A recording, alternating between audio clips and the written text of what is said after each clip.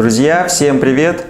Уже не первый раз я затрагиваю в своих видео тему ручек, которые имеют особенности при монтаже. Сегодня речь пойдет о ручках Морелли, для которых перед установкой нужно подготовить посадочное место. Проблема в том, что некоторые мастера совершают ошибки при монтаже или же попросту отказываются от установки таких ручек. Давайте рассмотрим разные способы и как при этом избежать ошибок. Особенно это видео будет полезно тем, кто ни разу не сталкивался с подобными ручками. Если вы посмотрите это видео и знаете еще способы, напишите об этом в комментариях, это очень поможет другим мастерам. Особенность конструкции данных ручек заключается в том, что основание розетки необходимо утопить в дверное полотно. Для этого необходимо подготовить посадочное место. Суть в том, что центр посадочного места необходимо спозиционировать максимально точно относительно оси вращения самой ручки. Если ошибиться буквально на миллиметр, ручка уже будет перекошена, будет упираться в механизм замка и в дверное полотно, что приведет к ее некорректной работе. Ручка при таких условиях может работать туго, и пользователю придется прилагать больше усилий для того, чтобы открыть дверь. Врезать такое посадочное место без применения каких-либо вспомогательных инструментов или приспособлений непросто. Способ номер один, самый правильный, самый быстрый и самый легкий. Для этого мы используем специальную фрезу со сменными направляющими. Направляющие имеют квадратное сечение, соответствующее отверстиям защелки под ручку и завертку. В зависимости от того, под ручку или завертку мы делаем врезку, мастер меняет направляющую и фиксирует ее в корпусе фрезы, чтобы она не выскочила во время работы. После этого достаточно вставить собранную конструкцию в нужное отверстие и произвести фрезеровку. Благодаря продуманной конструкции фрезы посадочное место получается нужного размера как по диаметру, так и по глубине. Врезка получается аккуратная, качественная и занимает считанные секунды.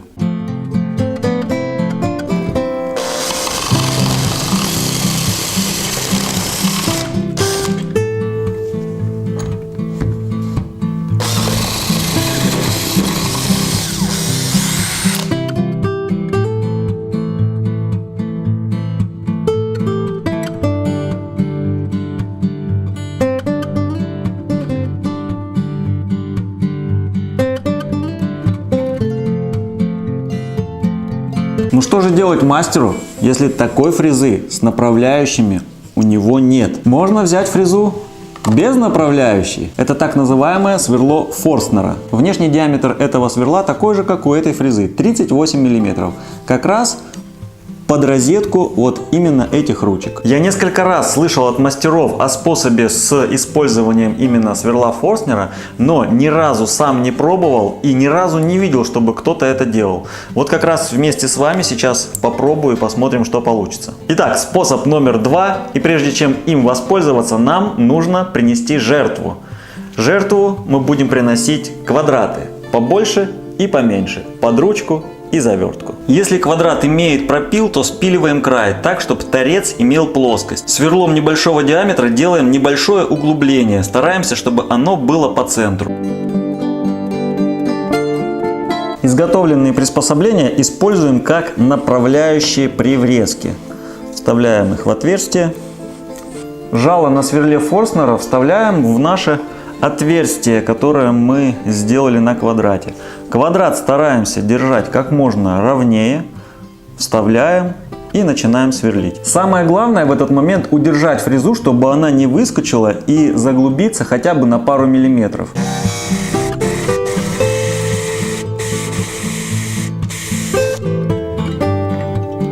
Один есть, получилось аккуратно. Я старался так, чтобы при заглублении у меня фреза не ушла и не зацепила замок.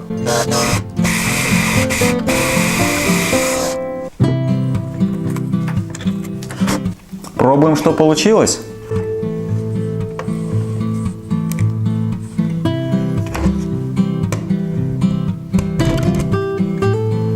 Получилось, я считаю, хорошо. Единственное, что вот в этих отверстиях ручка болтается чуть-чуть больше. Я бы даже сказал, болтается. Вот в этих отверстиях она прям сидит плотно. А в этом она немножечко посвободнее. Но это, в принципе, и неплохо. То есть с той стороны, когда мы сделаем еще одно отверстие, если мы где-то прям ошиблись там на полмиллиметра, то оно уже ручку не зажмет. Третий способ также с помощью той же фрезы, но более надежный. Для этого в качестве приспособления можно использовать кусок добора, то что у мастера дверника всегда под рукой. Я буду использовать кусок фанеры. Сверлим в отрезке добора отверстие. У меня здесь два отверстия, потому что первое у меня не получилось. Фанера толстая, материал плотный, и при засверловке у меня ушло в бок, поэтому я сделал второе, более ровное. Затем используем ручку как направляющую, подкладываем наше изобретение, конструкцию, вставляем основание ручки в отверстие, выравниваем, смотрим, чтобы у нас с той стороны ручка, ось ручки квадрат выходил ровно, и фиксируем струбцинами.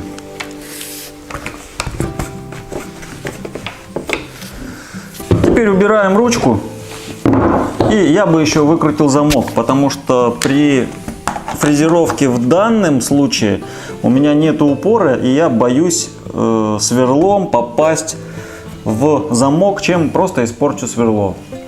Замок я просто поцарапаю, а сверло испорчу.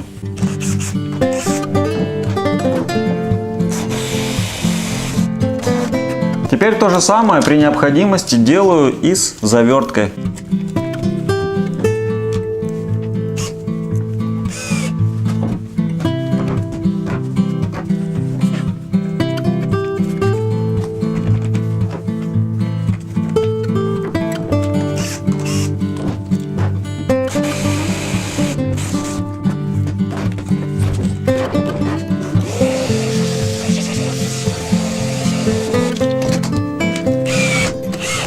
Ну что, проверяем, что у нас получилось.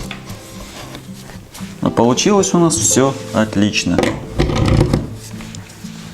Да, способ более геморройный, но при условии, что у тебя эти ручки попадаются раз в год-в 5 лет, в принципе, вполне нормально. Плюсы этого способа в том, что изготовленная оснастка задает четкое направление сверла, и уже ты не переживаешь, что можешь испортить дверь. И замок все-таки лучше вытаскивать, потому что мало того ты испортишь фрезу, но еще и мусор может попасть в механизм замка и во время его работы что-нибудь повредить, и замок будет работать некорректно. Вышеописанные способы были с использованием специальных фрез диаметром 38 мм.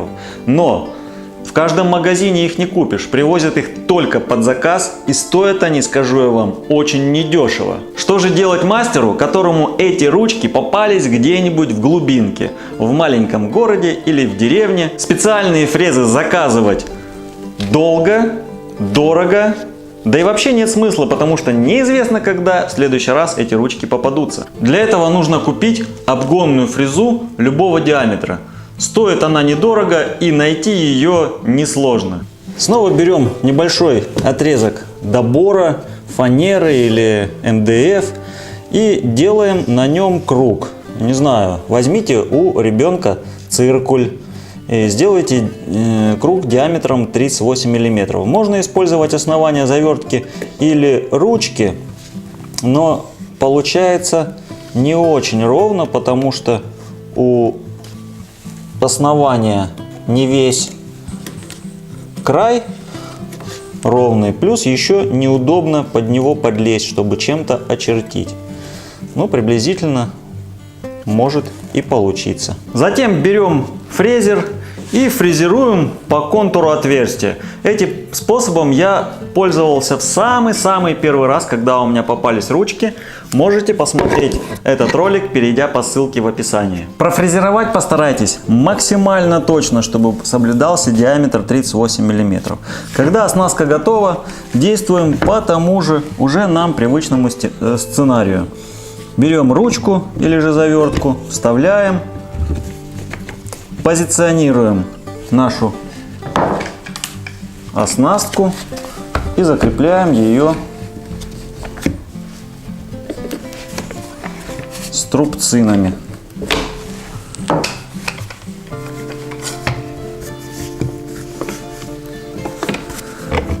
В этом случае замок убрать обязательно, потому что фрезой вы достанете до металла.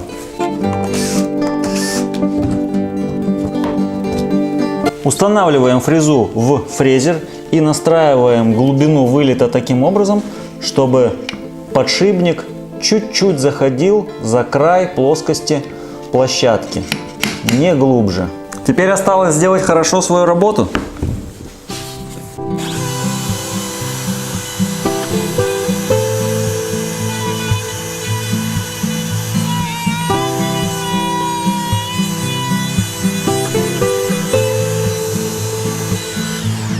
При необходимости то же самое повторяем и с заверткой. Поскольку я сделал оснастку из 16-мм МДФ, плюс еще толщина двери, а длина фрезы не такая уж была и длинная, то замок можно было и не вытаскивать. До замка оно не дошло. То есть второе отверстие я сейчас сделаю уже с замком.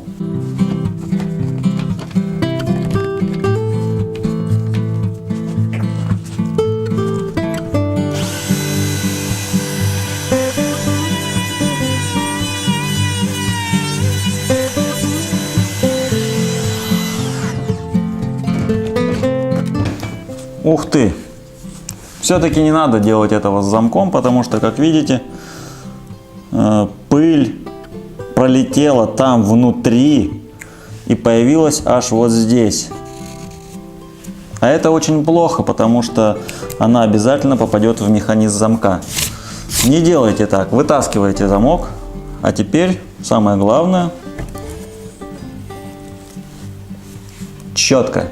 Должен заметить, я этого способа нигде не слышал, придумал его сам.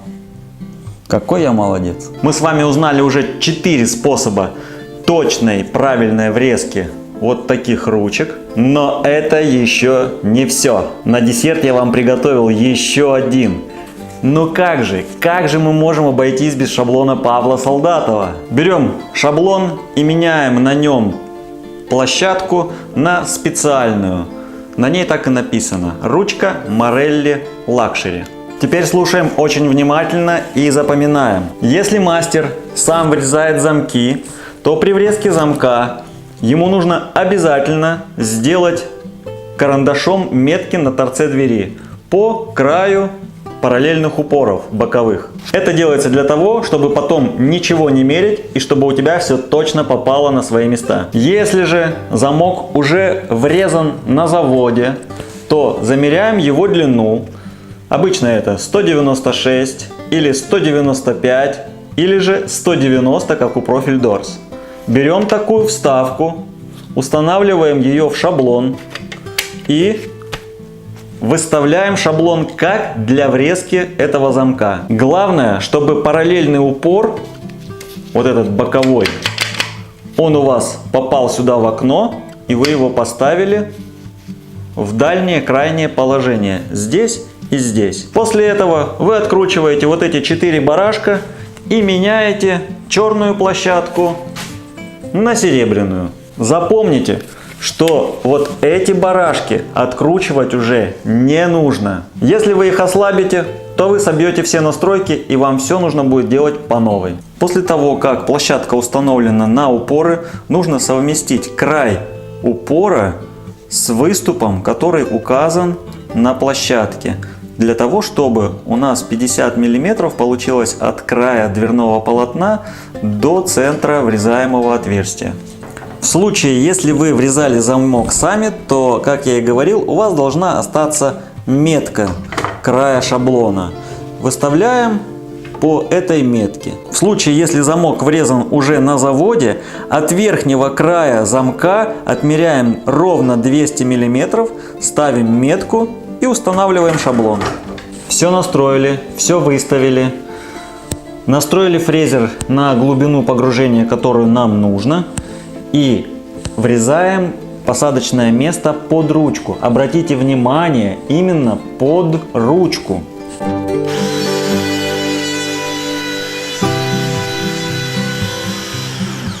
Почему я сказал именно под ручку? Потому что между центрами вот этих отверстий на верхней площадки 90 миллиметров.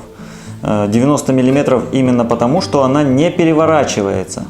Согласитесь, если на ней написать здесь верх, здесь низ, это отверстие под ручку, а это под завертку, то вам каждый раз придется переворачивать, чтобы сначала врезать на одной двери с одной стороны, потом, чтобы с другой стороны, вам нужно открутить всю площадку и ее перевернуть на другую сторону. Для того, чтобы так не делать, сделали центра именно 90 миллиметров. И теперь, если у вас замок вот такого типа, у него центра отверстий именно 90 миллиметров, и вам ничего не нужно больше регулировать и переустанавливать. Вы можете смело врезать второе посадочное место и попадет 100% точно. Если же у вас замок такого типа, у которого центра 96 миллиметров, то вам нужно на 6 миллиметров сдвинуть шаблон в сторону завертки,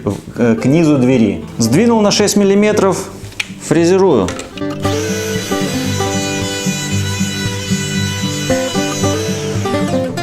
Забыл сразу просверлить отверстие, поэтому придется сделать это немножко попозже.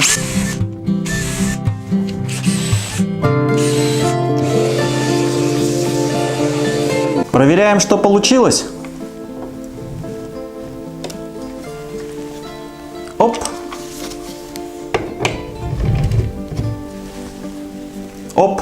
Айда шаблон Павла Солдатова, айда молодец. Никакой УФК с такой задачей не справится. Если у тебя хватило терпения досмотреть видео до этого момента, и ты не знаешь, как устанавливать вот такие ручки с микророзеткой или без розетки, называют по-разному, то смотри следующее видео. Делаем выводы.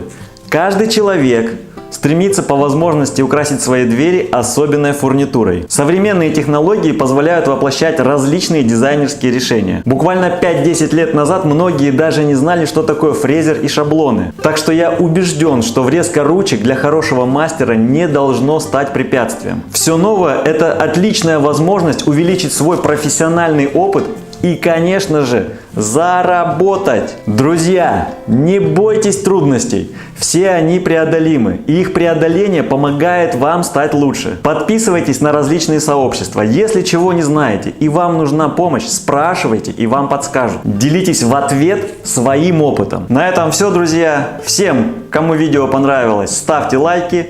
Пишите комментарии, подписывайтесь на канал, пользуйтесь качественным профессиональным инструментом и получайте удовольствие от работы. Всем спасибо, до свидания.